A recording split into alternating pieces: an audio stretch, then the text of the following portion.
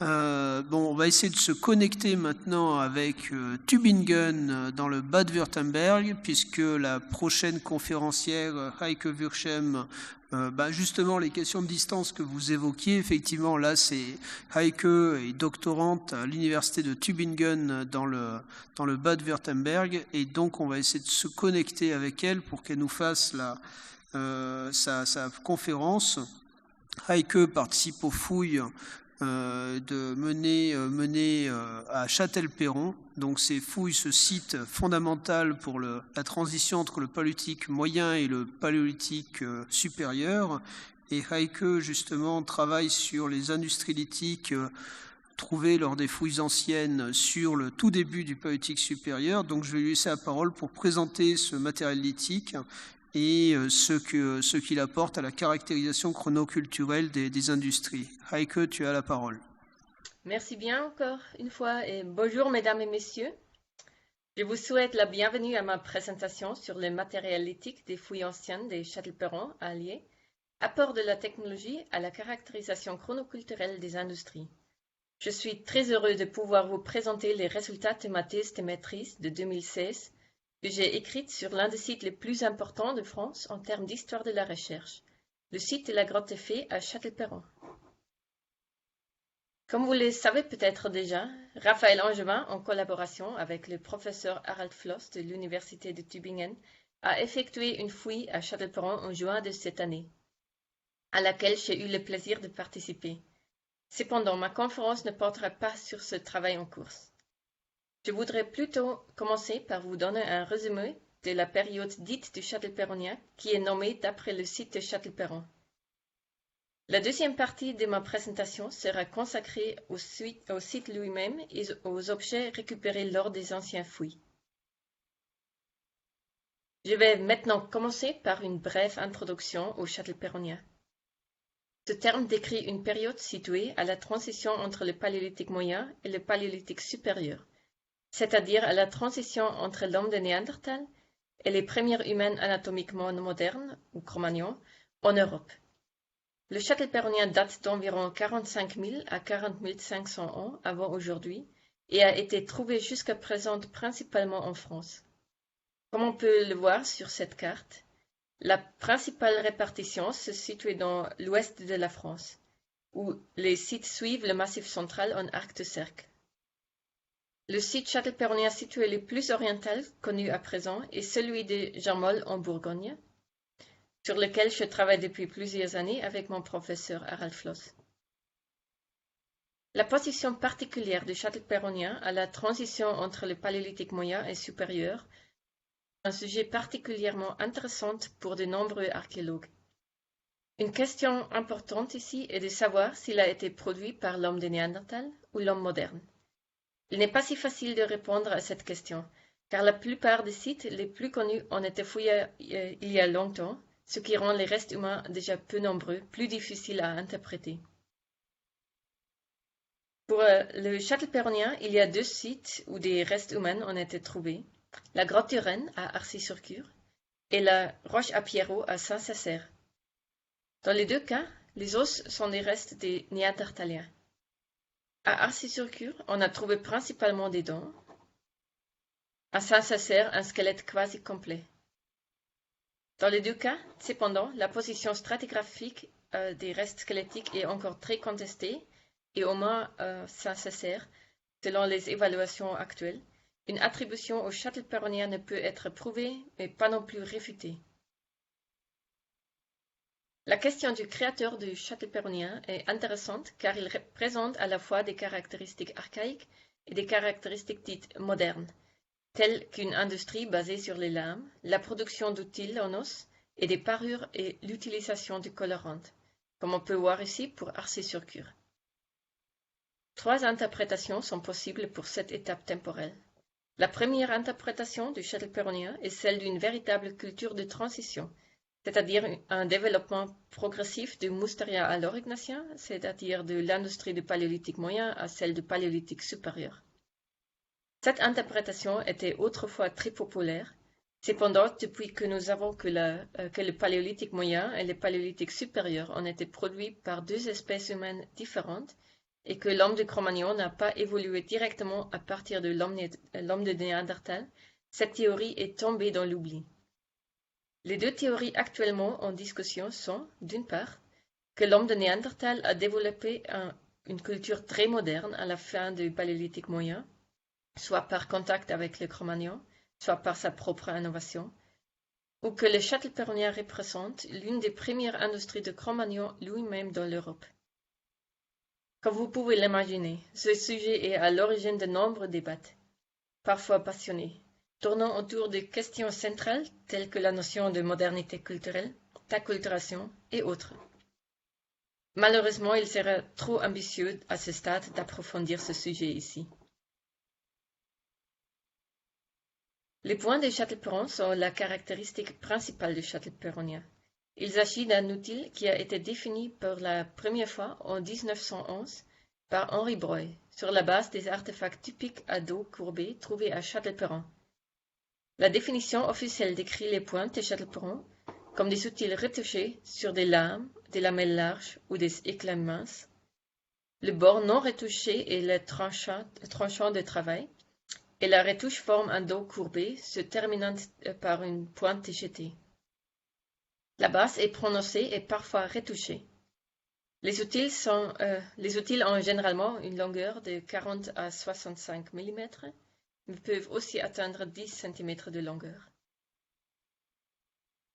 Les bords tranchants sont souvent écaillés, ce qui pourrait indiquer une utilisation comme couteau.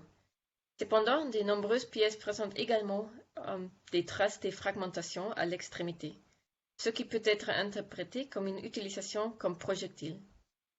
On peut supposer que les retouches basales sont liées à l'émanchement. Ici, vous pouvez voir quelques points de Châtelperron de la grotte de Rennes. Comme vous pouvez le constater, une grande variation existe dans ces pièces, ce qui peut conduire à des problèmes majeurs d'identification dans un contexte perturbé. Voilà pour la définition générale du châtelperronien. Nous en arrivons maintenant à la partie de ma présentation dans laquelle je parlerai spécifiquement du châtelperronien de Grotte-Effet. Comme vous le savez probablement, la Grotte-Effet est située entre les communes de Vouma et Châtelperron. Il s'agit en fait de 3 grottes, toutes ouvertes à l'est vers la rivière Gravion.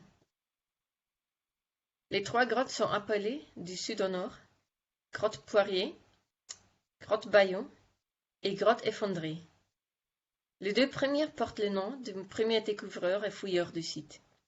La grotte Poirier doit son nom à Albert Bernard Poirier, ingénieur de chemin de fer de Berre à Dompierre-sur-Bèbre, dont la construction dans les années 1840 a permis la découverte du site. Poirier s'intéressait à la paléontologie et a découvert dans les déblais des ossements d'animaux qu'il a reconnus comme étant des restes d'espèces animales disparues. Il a continué à collecter des artefacts sur place pendant longtemps et les a envoyés à Édouard Larté, pionnier de la préhistoire naissante, qui a visité le site entre 18064 et 18065. Des détails plus précis sur la nature des travaux de Poirier n'existent malheureusement plus, mais il n'est pas exclu qu'il ait fouillé à l'intérieur des grottes. Il existe plus d'informations sur les fouilles de Guillaume-Joseph Payot. Après plusieurs années de prospection en surface, il commence ses fouilles en 18067, qui dureront jusqu'en 18070.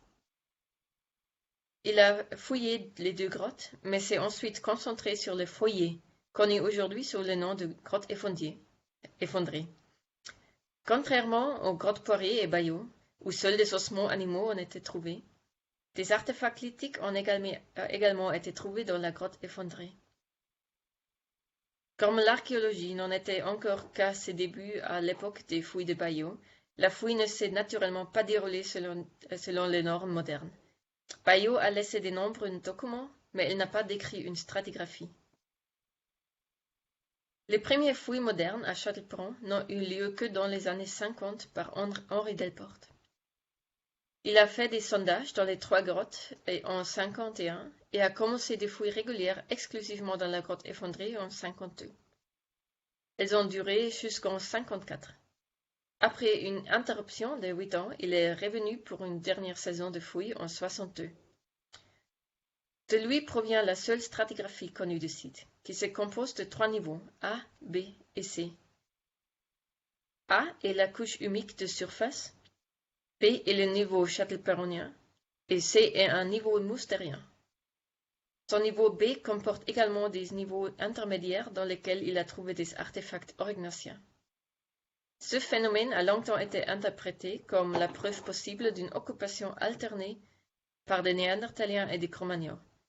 Mais sur la base de nos fouilles de cette année, nous pouvons affirmer avec un degré de certitude assez élevé que cet amalgame des couches résulte du fait que elles portent à fouiller dans les déblais de bayous. Comme vous pouvez le constater, l'histoire des sites est longue et complexe.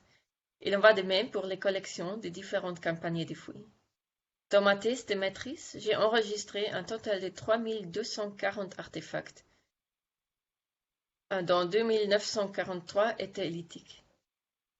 Les collections se trouvent dans 3 endroits différents. Une fois au British Museum de Londres, une fois au musée des Moulins et une fois au musée d'archéologie nationale à Saint-Germain-en-Laye.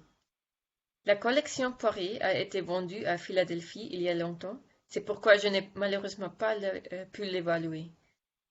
Je voudrais présenter ci-après certains des résultats de mon évaluation. La matière première utilisée pour la fabrication des artefacts est en grande partie le silex de Tilly, qui provient d'une source présumée locale. L'emplacement exact de la source de matière première n'a toutefois pas encore pu être déterminé. On trouve aussi plus rarement de la chaille, qui provient des sables de la Loire, ou de la calcédoine, qui a été transportée sur une longue distance. Il existe aussi des améthystes très locales de la Graveyron. Sur cette planche, vous pouvez voir une sélection d'artefacts provenant du silex de Tilly, afin de vous faire une idée de la gamme de variations de cette matière première. Elle est principalement reconnaissable par la grande quantité des microfossiles et le cortex brut, qui montrent qu'il s'agit de matières premières provenant d'un affleurement primaire. Vous pouvez voir ici d'autres types de matières premières qui étaient utilisées sur le site. Parmi ceux-ci, on trouve un matériau jaune, presque chaspoïde, de la calcédoine, des nodules de quartz occasionnels et des quartzites. On pensait généralement que le silex de meilleure qualité était principalement utilisé pendant l'Aurignacien, mais l'existence d'un nucléus de type châtelperronien et d'une pointe de châtelperron de cette matière première montre le contraire. Bien que les données concernant les artefacts de l'Aurignacien soient peu nombreuses, il semble que la matière première utilisée ait été généralement transportée sur des distances similaires dans le châtelperronien et l'Aurignacien. J'ai identifié un total de 72 pointes de châtelperron, 26 à Londres, 11 au musée de Moulins et 35 autres au musée d'archéologie nationale. La majorité est constituée de silex de Tilly. Une autre catégorie d'artefacts typiques du châtelperronien est le grattoir châtelperronien. Il s'agit des grattoirs qui sont produits à partir des formes de base massives, le plus souvent des éclats, mais sur la face dorsale desquels des négatifs de lames sont encore visibles. La retouche forme un demi-cercle fortement prononcé et est relativement abrupte. Au total, je puis identifier 7 grattoirs typiques de châtelperron pour le site. Il existe aussi une autre catégorie de grattoirs qui s'est distinguée dans la Madère. Ce sont des pièces qui, comme vous pouvez le voir ici, ont partie des extrémités de travail semi-circulaires protubérantes. Là encore, la forme de base est principalement constituée des éclats massifs. Ces 3 catégories d'artefacts sont parmi les plus typiques du châtelperronien. Néanmoins, je suis également arrivé à identifier d'autres périodes. Il s'agit notamment d'un moustérien avec des bifaces. Au total, j'ai enregistré 8 bifaces du Paléolithique moyen.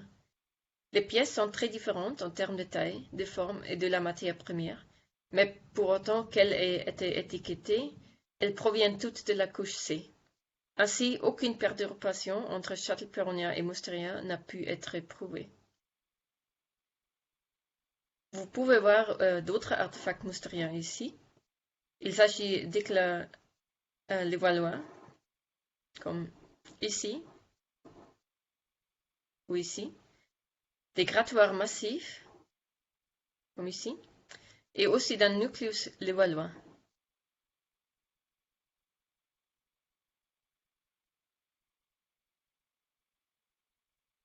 Il a été plus difficile d'identifier des artefacts aurignaciens définitifs, car on observe un chevauchement important entre l'aurignacien et le châtelperronien dans la structure de l'inventaire.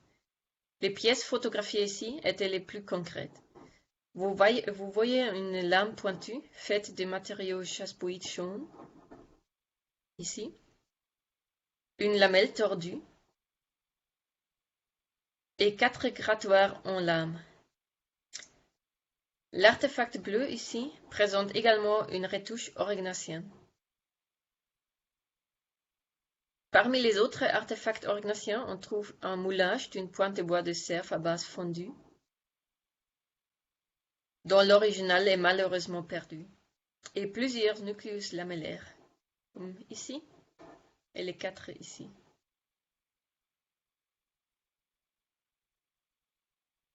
L'attribution devient un peu plus difficile avec les 7 lamelles du four que vous pouvez voir ici. Ces dernières ont traditionnellement été attribuées typologiquement aux proto-aurignaciens. Cependant, Morgan Roussel, en 2011, a pu prouver la présence de tels artefacts également dans le châtelperronien du site de Quincey. En résumé, les artefacts lithiques issus des anciens fouilles permettent de dire que le châtelperronien est très fortement représenté avec des nucléus, des pointes de châtelperron et des grattoirs châtelperron. Une grande partie des autres types d'artefacts, que je n'ai pas présentés ici par manque de temps, s'inscrivent également bien dans un contexte châtelperronien, mais sont difficiles à distinguer clairement de l'aurignacien. Les artefacts aurignaciens non ambigus réapparaissent dans la couche B, de sorte que le mélange doit être fortement supposé. Nous avons également été en mesure d'en fournir des preuves crédibles lors de nos fouilles cette année. Les artefacts mousteriens, pour autant qu'ils aient eu une attribution, proviennent tous de la couche C. C'est pourquoi je ne crois pas qu'il y ait eu un mélange entre châtelperronien et mousterien. Voilà pour les artefacts lithiques. Enfin, je voudrais vous montrer certaines des autres catégories d'artefacts du site. Au British Museum, ces fragments d'os provenant de la grotte des Fées comprennent un métatarse de bovidé, 2 fragments de hanche, une phalange et une mandibule de cervidé. Le musée des Moulins possède plusieurs lissoirs. Ici une fait de l'ivoire et le grand pièce ici, et un poisson. Diverses pièces en ivoire, en corne et en bois de cervidé, ainsi que diverses pièces présentant des traces de découpées. J'espère que vous pouvez le voir ici, sur cette pièce. Cette vertèbre de mammouth est également une très belle pièce. L'échelle sur l'image a une longueur de 20 cm. On trouve également au musée du Moulin des restes d'Humerus d'Aurochs, cette rose de bois d'un cerf géant, les 2 dents de mammouth, dont l'une provient d'un individu juvénile, et une dent de rhinocéros laineux. On ne connaît qu'une seule pièce de la collection Poirier qui a été publiée en 2002.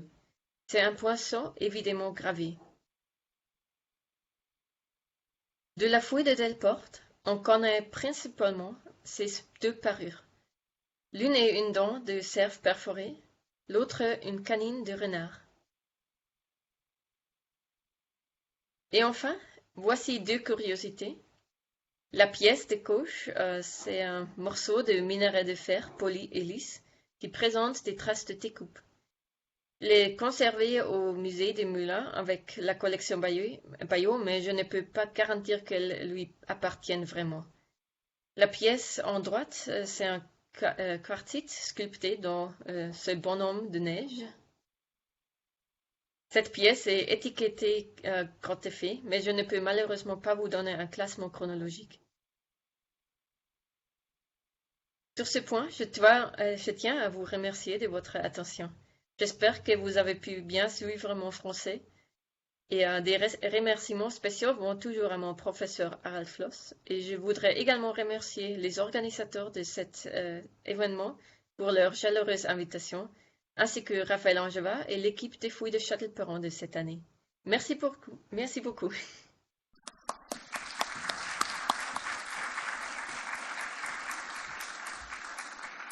Merci beaucoup Heike pour cette présentation et pour sa qualité. Aucun souci pour le français, même si le français est vraiment une langue difficile. Moi, je voyais certains noms, effectivement, il y a des noms, ça dépend comment on les prononce. Est-ce qu'on est au nord ou au sud de la France? Est-ce qu'on les prononce ou pas?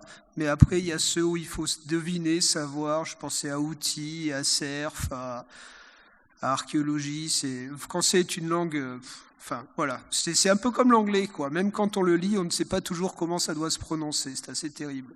Mais non, c'était vraiment super. Bravo, encore une fois. Est-ce qu'il y a des questions pour Heike? Oui?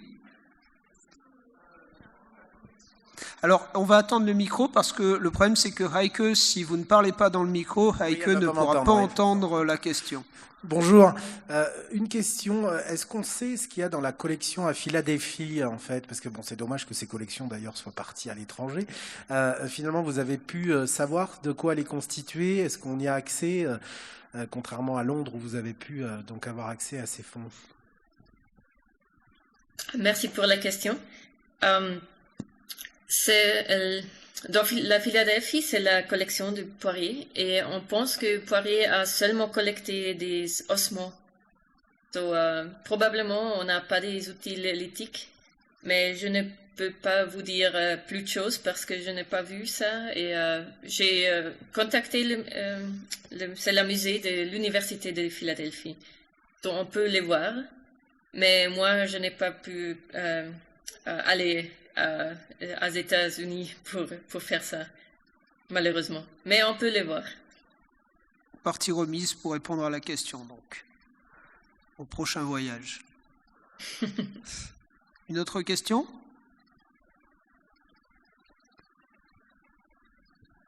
Bonjour, merci pour votre présentation qui était très intéressante. Et je me posais la question, quelles sont les pistes de recherche pour le futur ensuite? Qu'est-ce que vous envisagez après? Pardon, je n'ai pas écouté la dernière chose. Quelles sont les pistes de recherche après que vous allez continuer à faire sur Châtelperron? Quels sont vos objectifs ensuite? Ah oui. C'est pas seulement moi qui travaille sur le site maintenant, bien sûr, c'est Raphaël Angevin aussi, mais nous avons le plan de retourner l'année prochaine, si ça marche, pour des autres fouilles. C'est intéressant avec l'histoire de la recherche, mais aussi peut-être on peut trouver des autres grottes autour de la grotte effondrée. Ça sera le mieux chose de trouver peut-être des restes intacts, mais c'est peut-être un peu trop optimistique. Mais on peut faire beaucoup des autres choses de la site. C'est pas fini du tout. J'ai pas fait une analyse des restes des fonds. J'ai seulement fait l'analyse des pièces lithiques. On peut faire ça encore. Et ah oui, c'est toujours difficile. On peut penser de beaucoup de choses, mais on n'a pas toujours le temps pour faire tout. J'espère que c'est une bonne réponse pour vous. Il y a Raphaël qui va compléter, mais effectivement, tout va dépendre beaucoup du terrain. Mais je sais que Heike espère bien que le terrain va donner encore du châtel-perronien à Châtellerault. Raphaël ? On l'espère. Merci beaucoup, Heike, pour cette belle communication. Juste Merci. en complément, tu as déjà tout dit, mais effectivement, à Châtellerault, on est dans un site où s'emboîte effectivement un siècle et demi de recherche, et on voit que depuis le milieu du 19e siècle, en fait, les chercheurs reviennent toujours sur les lieux des crimes de leurs prédécesseurs, et donc sont venus fouiller les déblais. C'est ce qu'a fait l'Arte en 1864, c'est ce qu'a fait Delporte aussi dans les années 1950. Et donc une part importante de notre travail, c'est évidemment de mener l'enquête sur l'histoire de ces fouilles, pour évidemment mesurer leur fiabilité et savoir si les données des travaux anciens peuvent être considérées comme recevables, pour pouvoir avancer sur ce point. Et c'est évidemment tout l'intérêt du travail de Heike sur les collections, confronté à un retour sur le terrain, qui permet effectivement de repositionner, de mieux comprendre ces fouilles anciennes. Alors évidemment, on a l'espoir de pouvoir retrouver des vestiges qui n'ont pas été perturbés par ces travaux, à la fois les travaux d'aménagement de la voie ferrée et puis les travaux de fouilles anciennes. On se rend compte que le site a été évidemment exploré de nombreuses reprises, et c'est pas forcément évident, mais on espère bien que les travaux vont se poursuivre et qu'on aura peut-être quelques secteurs mieux préservés que ce qu'on a pu voir à l'emplacement des fouilles de Delporte dans les années 50. Oui, c'est ça, exactement. Merci, Raphaël. Plus d'autres questions ?